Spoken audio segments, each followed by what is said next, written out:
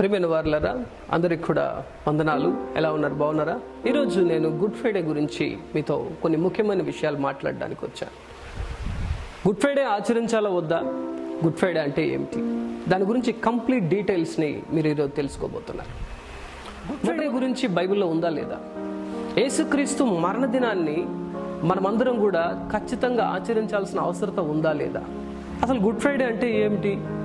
ఈ good Friday అనే పేరు ఎప్పుడు స్టార్ట్ అయింది అని చెప్పేది మనం చూస్తే 4th సెంచరీలో రోమన్ క్యాథలిక్ వాళ్ళు అందరూ కలిసి యేసుక్రీస్తు మరణదినాన్ని గురించి మనం ఒక పండుగ ఆచరించాలి, ఆయన మరణం ఎంత ప్రాముఖ్యత కలిగిందని చెప్పి వాళ్ళు మొట్టమొదటిగా 4th సెంచరీలో, అంటే 4వ శతాబ్దం, 400 సంవత్సరాలు, యేసుక్రీస్తు మరణించిన 400 సంవత్సరాల తర్వాత యేసుక్రీస్తు శిష్యులు అందరూ కూడా చనిపోయి తర్వాత తరాలు వచ్చిన తర్వాత వాళ్ళు ఈ గుడ్ ఫ్రైడేని స్టార్ట్ చేశారు. మొట్టమొదట ఇది గుడ్ ఫ్రైడే అని పిలువబడలేదు, దీన్ని గాడ్స్ ఫ్రైడే అంటారు.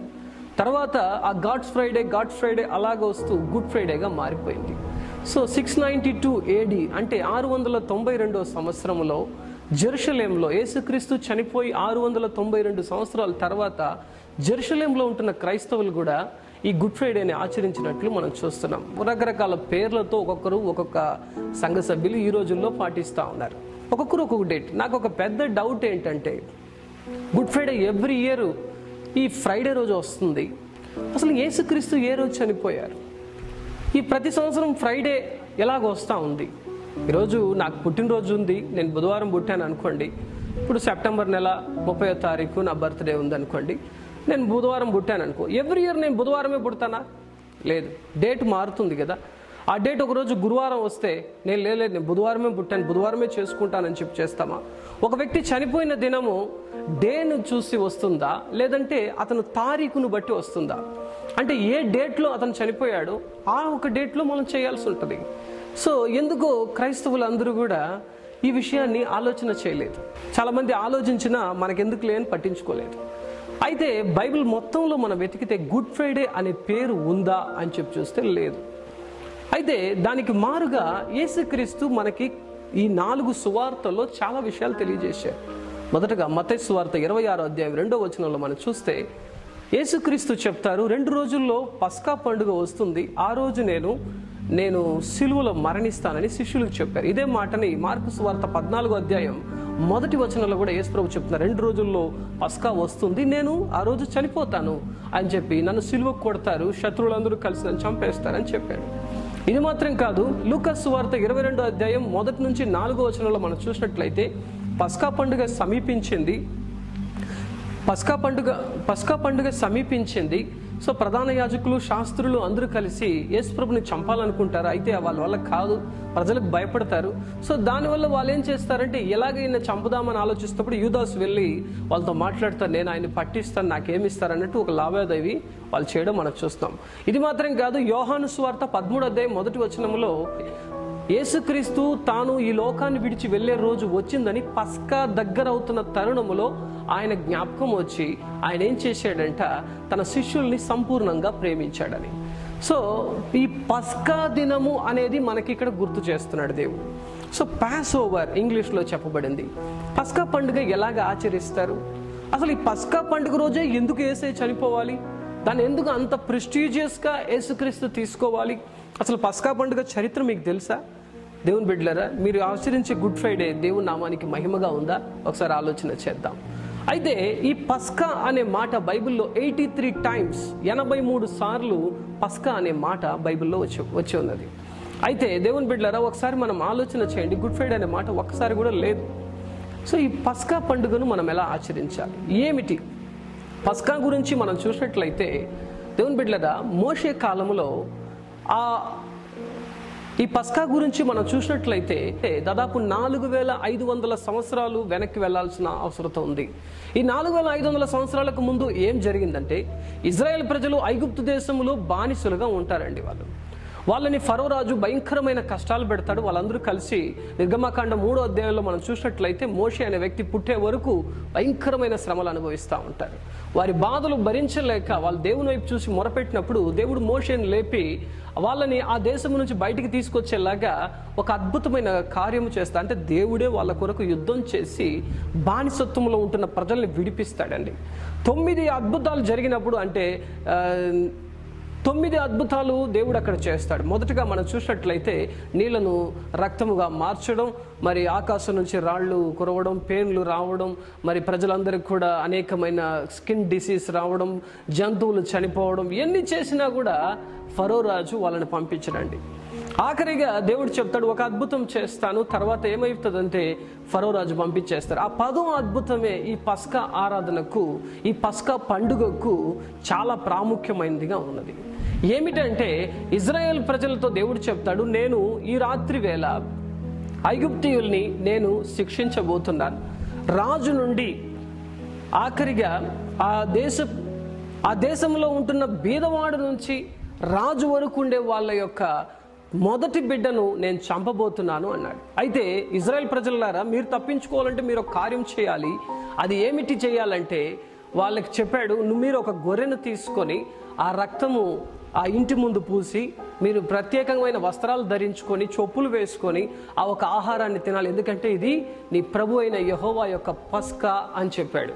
దేవుని బిడ్డలారా, ఈ విషయాల్ని మనము నిర్గమకాండం 11వ అధ్యాయము 1వ వచనం నుండి 10 వచనాల వరకు ఉండే విషయాలన్నిటి కూడా మనం గమనించవచ్చు. ఇంకా మనం డీటెయిల్స్ కావాలంటే ఆ ఒక గొర్రె గురించి డీటెయిల్స్, ఆ పస్కా గురించి ఏ నెలలో ఆచరించాలి ఏమిటి అంటే నిర్గమకాండం 12వ అధ్యాయం పూర్తిగా కూడా ఈ యొక్క పస్కా గురించి డీటెయిల్స్ మనకు చెప్పబడింది. అసలు పస్కా అనేది ఎలాగ ఆచరించాలి? మొదటగా 1 సంవత్సరం వయస్సున్న ఒక గొర్రెను తీసుకోవాలి, అది మొగదిగా ఉండాలి, దానిలో ఎటువంటి లోపం ఉండకుండా 13 రోజులు దాన్ని చెక్ చేసిన తర్వాత ఈ పస్కాకు అది సిద్ధమైన గొర్రెగా ఉంటుంది. చాలామంది చెప్తా ఉంటారు, ఐగుప్తీయుల ఇంట్లోనే మరణం ఉన్నింది, ప్రతి ఇంట్లో మరణం ఉన్నింది అంటారు. కాదు, ఇజ్రాయెల్ ప్రజల ఇంట్లో కూడా మరణం ఉన్నింది. ఎలాగంటారా? సో వీళ్ళకి ప్రతిగా ఒక గొర్రె చచ్చిపోయింది అక్కడ. వీళ్ళు మాత్రం కాదు, వాళ్ళ ఇంట్లో కూడా మరణం ఉన్నింది. అయితే ఇజ్రాయెల్ ప్రజల కోసం ఒక గొర్రె చనిపోయింది. ఒక్కొక్క ఫ్యామిలీకి ఒక గొర్రె తీసుకొని వాళ్ళు ఆ రక్తమును ఇంటి ముందు పూసేసి ఆ ఒక మరణ దూత వాళ్ళ ఇంట్లోకి రానియకుండా వాళ్ళు ఏం చేశారంటే ఆ రక్తమును ఒక సూచనగా వాళ్ళు పెట్టారు. దేవుని బిడ్డలారా, ఈ సూచనను మనకి 2000 సంవత్సరాలకు ముందు క్రీస్తు ఆ పస్కా దినములోనే ఎందుకు మరణించాలి అని చెప్పి చూసినట్లయితే దీంట్లో మహా గొప్ప రహస్యాలు దాగి ఉంది. సో ఒక గొర్రె తీసుకోవాలి, ఆ గొర్రె ఏ లోపం లేనిదిగా ఉండాలి, అది పరిపూర్ణ వయసు అంటే 1 ఇయర్ అది కంప్లీట్ అయి ఉండాలి. సో దాన్ని చెక్ చేయాలి, ప్రధాన యాజకుల దగ్గరికి తీసుకెళ్ళి చెక్ చేయాలి. యేసుక్రీస్తు ఆ ఒక గాడిద మీద ఎక్కి ఆ ఒక యెరూషలేముకి వెళ్తాడండి. అక్కడ ప్రధాన యాజకులు, పరిసయ్యులు, ఇంకా ఉంటున్న శాస్త్రులు, సద్దుకేయులు, ధర్మోపదేశకులు అందరూ కూడా కలిసి ఆయన్ని పరీక్షిస్తారండి.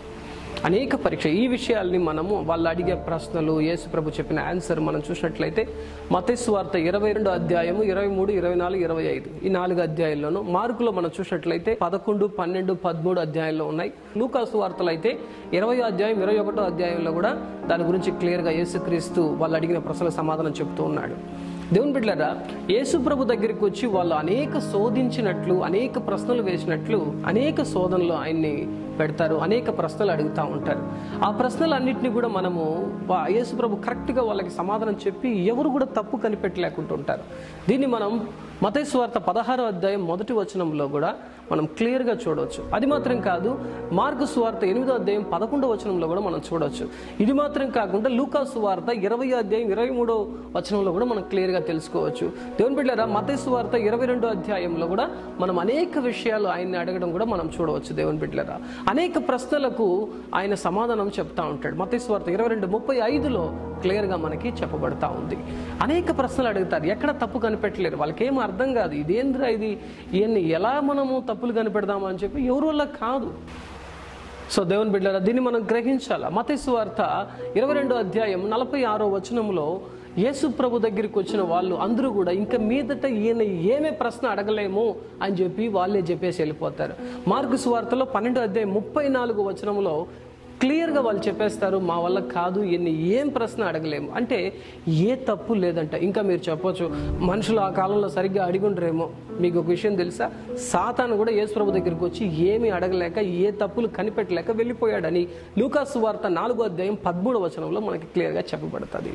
సో యేసు ప్రభు ఏ లోపం లేనివాడు, ఆయనలో ఏ తప్పు లేదు. ఆ కాలంలో ఎలాగైతే ఆ పస్కా గొర్రెను చెక్ చేసి ప్రధాన యాజకులు దీంట్లో ఏ లోపం లేదని చెప్పారో, అలాగే వీళ్ళందరూ కూడా యేసు ప్రభుని చెక్ చేసి ఆయనలో ఏ లోపం కూడా లేదని క్లియర్గా తెలిసిపోయింది దేవుని బిడ్డలారా. సో క్లియర్గా ఆ పస్కా రోజే ఆ గొర్రెకు బదులు యేసుక్రీస్తు మరణించి ఉన్నాడు అనే దానికి ఎటువంటి డౌట్ లేదు. చాలామంది చెప్తా ఉంటారు యేసుక్రీస్తు శుక్రవారమే ఆయన చనిపోయి ఉంటాడు. దానికి ఎటువంటి ప్రూఫ్ లేదు. ఎందుకంటే మత్తయి సువార్త 12వ అధ్యాయం 40వ వచనంలో మనకి క్లియర్గా చెప్పబడుతుంది. యేసుక్రీస్తు చెప్తాడు, వాళ్ళు వచ్చి నాకు సూచన ఏదైనా చెప్పండి, ఆకాశంలో సూచన చూపించండి అంటే యేసయ్య చెప్తాడు, ఈ తరము వారికి యోనా యొక్క సూచన మాత్రం ఇవ్వబడుతుంది. యోనా 3 రాత్రులు 3 పగలు ఏ రీతిలో అయితే తిమింగలం కడుపులో ఉంటాడో, అలాగా మనిషి కుమారుడు భూమి యొక్క గర్భములో ఆయన 3 రాత్రులు 3 పగలు ఉంటాడంటాడు. శుక్రవారం మరణించి ఉంటే శుక్రవారం శనివారం ఓన్లీ 2 days. సో శుక్రవారం నైటు శనివారం నైటు సండే మార్నింగ్ ఆయన పునరుద్ధానం అయి ఉంటే అది ఖచ్చితంగా రాంగ్గా ఉంటుంది. ఎందుకంటే 2 daysలో యేసు ప్రభు మాట పొల్లుపోదు. 2 రాత్రులు 2 పగలే అవుతుంది. సో యేసుక్రీస్తు ఖచ్చితంగా గురువారం మరణించి ఉండాలా. సో గురువారం పగలు, శుక్రవారం పగలు, శనివారం పగలు 3 ఒక పగలు అవుతుంది.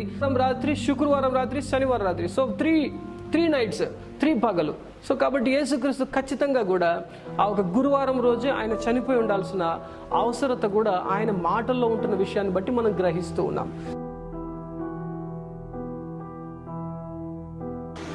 కనుకనే ఈ పస్కాను ఆ ఒక డేట్ను బేస్ చేసుకొని గుడ్ ఫ్రైడే అనేది స్టార్ట్ అయింది. అంటే ఇప్పుడు సోమవారం గన పస్కా ఆ ఒక 14th డే ఉంటే వీళ్ళు ఏం చేస్తారంటే ఒక 4 రోజులు తోసివేసి వీళ్ళు పెట్టుకున్నారు కదా పేరు గుడ్ ఫ్రైడే అని. సో ఆ గుడ్ ఫ్రైడేకి వాళ్ళు సెట్ చేసుకొని ఈ 5 రోజుల తర్వాత గుడ్ ఫ్రైడే ఫిక్స్ చేస్తారు. ఒకవేళ గుడ్ ఫ్రైడే వచ్చేసి ఈ యొక్క 14th డే పస్కా వచ్చేసి సాటర్డే వచ్చిందనుకో, వీళ్ళు ఏం చేస్తారంటే ఒకరోజు ముందుగా ఫ్రైడే పెట్టుకుంటారు. సో ఈరోజు గుడ్ ఫ్రైడే, ఇలాగ డేట్ని వాళ్ళు ఫిక్స్ చేస్తున్నారు. సో దేవుని బిడ్డలారా బాగా గ్రహించాలా, యేసుక్రీస్తు చనిపోయింది ఒక రోజు అంటే మనం చేసేది వేరే రోజు. సో కాబట్టి మనకు పేరు ముఖ్యం, గుడ్ ఫ్రైడే. సో ఆ పేరు పెట్టుకున్నారు కదా, ఆ పేరు కోసం దీన్ని బేస్ చేసుకొని వాళ్ళు డేట్ ఫిక్స్ చేస్తారు. కాబట్టి వీళ్ళు ఒకవేళ మారి ఎందుకు వస్తుందంటే మనకి ఈ డేట్లు మారి వస్తున్నాయి. కారణం ఏంటంటే ఇదే. కాబట్టి గుడ్ ఫ్రైడే గురించి డీటెయిల్గా మనం తెలుసుకుంటున్నాం ఈరోజు. దీన్ని ఎలాంటి డేట్ ఫిక్స్ చేస్తున్నారంటే ప్రతి సంవత్సరం కూడా ఈ యొక్క జివిష్ క్యాలెండర్ యూదుల క్యాలెండర్ బేస్ చేసుకొని ఈ మనకి ఉగాది డేట్ వస్తుంది కదా, అంటే మన కొత్త సంవత్సరం ప్రారంభం అవుతుంది తెలుగు వాళ్ళకి. ఆ 1వ తారీఖు నుండి మనం చూసినట్లయితే 13వ రోజు సాయంత్రము అంటే 14వ రోజు ఆ ఒక పస్కా ఆ ఒక పండుగ చేస్తున్నారు. ఆ రోజు సాయంత్రము మనం ఆచరించాలి. తర్వాత మరుసటి రోజు ఉదయం క్రీస్తు మరణిస్తాడని. కాబట్టి గుడ్ ఫ్రైడే అనేది ఇలాగే స్టార్ట్ అయింది దేవుని బిడ్డలారా. దీంట్లో ఎటువంటి డౌట్ మనకి ఉండకూడదు. సో ఈ పస్కాను బేస్ చేసుకొని వీళ్ళు డేట్ ఫిక్స్ చేస్తారు. అర్థమైంది కదా మీకు?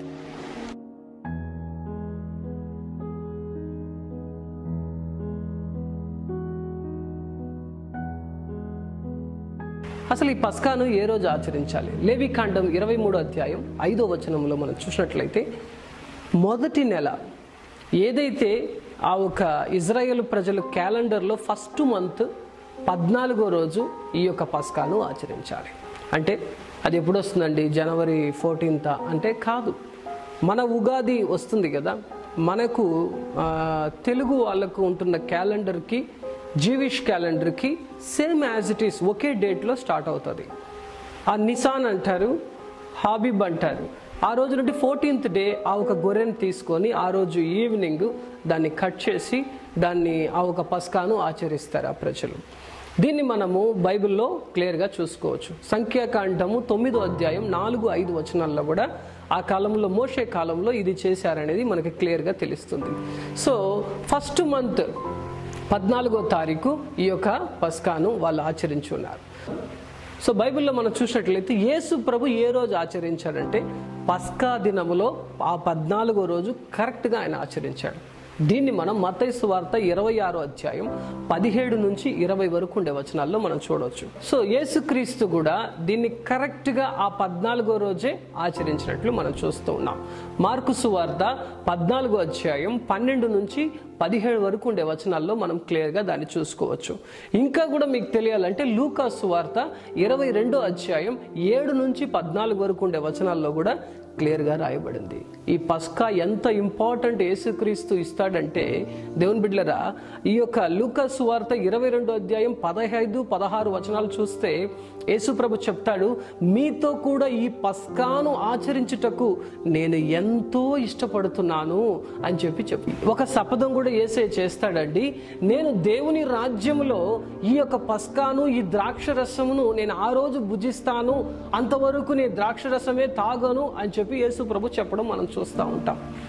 అయితే అందరూ కూడా ఏం చేశారంటే ఈ యొక్క లార్డ్ సప్పర్ అని చెప్పి పేరు పెట్టేశారు. ప్రభురాత్రి భోజనం అని చెప్పి పేరు పెట్టేయడం వల్ల ఈ పస్కాను మరుగుపరిచేశారు. దేవుని బిడ్డలారా, లార్డ్ సప్పర్ అనేది పేరు మనం పెట్టుకున్నాం, అయితే పస్కా అనేది దేవుడు పెట్టాడు. ఇది బైబిల్లో పస్కాను మనం ఖచ్చితంగా ఆచరించాలి. అయితే నేను కూడా గొర్రెను తీసుకొని దాన్ని కట్ చేసి చేయాలంటే యేసుక్రీస్తు ఆ రోజు మార్చాడు. ఎందుకంటే ఇంటికి ఒక గొర్రె ఆ కాలంలో అవసరమైంది, కానీ యేసుక్రీస్తు మరణించిన తర్వాత తన్ను తాను బలిగా ఇవ్వడం ద్వారా మనం ఆ రొట్టె ద్రాక్ష రసమే యేసు ప్రభుకి సింబాలిక్గా మనం చూపిస్తూ ఉంటాం. అంటే యేసుక్రీస్తు ఏ రీతిలో ఆ ఒక రొట్టెను తీసుకొని ఆయన శరీరం అన్నాడో, ఏ రీతిలో ఆ ద్రాక్షరసాన్ని తీసుకొని ఇది నా రక్తం అన్నాడో మనం అది ఆచరించాల్సిన అవసరం ఉంది. అయితే 14వ రోజు ఎలాగంటే కౌంట్ చేయడం, జూయిష్ క్యాలెండర్ మనకి తేడా ఉంది కదా అని చెప్తే ఎగ్జాక్ట్గా మన ఉగాది నుంచి 13వ రోజు బైబిల్ ప్రకారము ఒక రోజు స్టార్ట్ అయ్యేది వచ్చేసి midnight 12 o'clockలో కాదండి, లేదంటే ఉదయకాలం 6 గంటలకు కాదండి, ఈవినింగ్ 6 o'clock ఒక రోజు స్టార్ట్ అవుతుంది. మీ చేతుల్లో బైబిల్ ఉన్నట్లయితే ఆదికాండం 1వ అధ్యాయం 5వ వచనంలో, 8వ వచనంలో, 13వ వచనంలో, 19వ వచనంలో, 23వ వచనంలో, 31వ వచనంలో మీరు చదివి చూసినట్లయితే సాయంత్రము ఉదయము కలుగగా ఒక దినమాయను అని చెప్పి క్లియర్గా చెప్పబడుతుంది. దేవుని బిడ్డలారా, బైబిల్లో ఉంటున్న ఆదికాండంలో ఉంటున్న విషయమే మనకు గ్రహించడానికి మనకి కుదరట్లేదు. చాలామంది ఈ విషయాల్ని గ్రహించరు. దేవుని బిడ్డలు ఒక రోజు స్టార్ట్ అయ్యేది బైబిల్ ప్రకారం ఈవినింగ్.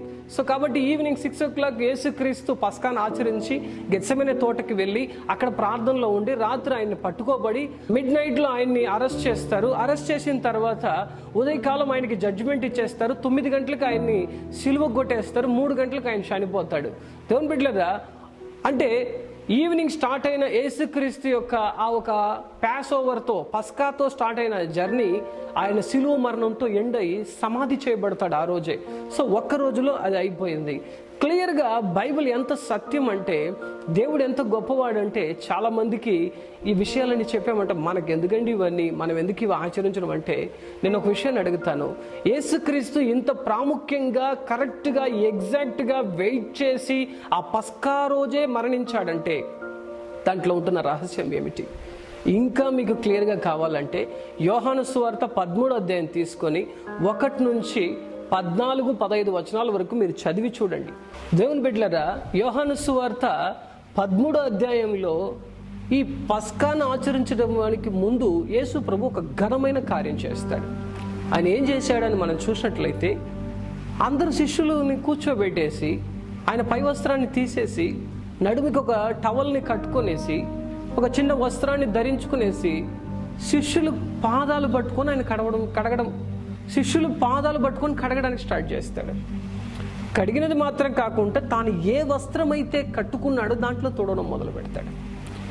అలా కడుగుతూ వచ్చి పేతురు దగ్గరికి వచ్చేస్తాడు. 10వ వచనంలో మనం చూసినట్లయితే పేతురు చెప్తారు, అయ్యా మీరు నాకు కాళ్ళు కడగాల్సిన అవసరం లేదు, మీరు కడిగినట్లయితే నేను అట కాదు ప్రభువా, ఇది కాదు కుదరదు అంటాడు. అప్పుడు యేసయ్య చెప్తాడు తర్వాత వచనాల్లో, నేను నిన్ను కడగకపోతే నాతో నీకు పాలు లేదు, that is no relation between us, నీకు నాకు ఎటువంటి సంబంధం కూడా లేకుండా పోతుంది అంటాడు. అప్పుడు పేతురు చెప్తాడు, ఎందుకు కాళ్ళు ముఖము చేతులు అన్నీ కడగండి యేసయ్య అంటాడు. అప్పుడు యేసయ్య చెప్తాడు, స్నానం చేసిన వాడు కాళ్ళు మాత్రం కడుక్కుంటే సరిపోతుంది. ఏదైతే బాప్టిజాన్ని ఇక్కడ జ్ఞాపకం చేస్తాడు, ఏ వ్యక్తి అయితే బాప్టిజం తీసుకుంటాడో అతను మరొకసారి కాళ్ళు కడిగి ఈ యొక్క పస్కాలో ఆచరణ చేయాలని చెప్పి దేవుని యొక్క చిత్తమై ఉన్నది. అయితే మీరు చెప్పొచ్చు, ఇది అందరూ కాళ్ళు అందరూ కడుగుతారంటే బైబిల్లో క్లియర్గా రాయబడింది. 14వ వచనంలో మనం చూస్తే, ప్రభువును బోధకుడును, అంటే యోహాను సువార్త 13వ అధ్యాయం 14వ వచనం చూస్తే, ప్రభువును బోధకుడును అయిన నేనే మీ కాళ్ళు కడిగిన ఎడల నేను ఎందుకు ఇది చేశానో మీకు గ్రహించారా? ప్రభువును బోధకుడైన నేనే ఈ కాళ్ళు కడిగినలా మీరు ఒకరి పాదములు ఒకరు కడగవలసినదే. యజమానుని కంటే పంపబడిన వాడు గొప్పవాడు కాదు, కాబట్టి మీరంతా తగ్గించుకొని ఒకరి కాళ్ళు ఒకరు కడగండి. నేనైతే అందరి కాళ్ళు కడిగా. పురుషుని కాళ్ళు కడగండి, స్త్రీలు కాళ్ళు కడగండి. అంటే ఒక వ్యక్తి కాళ్ళు ఇంకొకరు కడిగి వాళ్ళని కూర్చోబెట్టి మనం ఇంకొకరు కాళ్ళు కడిగినట్లయితే సరిపోతుంది. సో ఇలా కడగడం వల్ల మనకి తగ్గింపు స్వభావాన్ని నేర్చుకున్న తర్వాత మనము ఈ యొక్క పస్కాలు ఆచరించాలనేది దైవ చిత్తమై ఉన్నది. మనం క్లియర్గా 15, 16, 17లో మనం చూసినట్లయితే క్లియర్గా ఆ యోహాను సువార్త 13వ అధ్యాయంలో మీరు ఇది చెయ్యాలి, దానికోసమే నేను మీరు చేయాలనే మాదిరిగా ఇది చేశానంటాడు ప్రభు. సో మనం ఇది చెయ్యాలా? ఇంకో మాట ఉంటుంది 17వ వచనంలో, మీరు ఇది చేసిన ఎడల మీరు ధన్యులగుదురు అంటాడు. మనం ధన్యులు అవ్వాలి. ఇలా చేయాలండి పస్కా. ఏదో పోయాము వచ్చామనేది కాదు.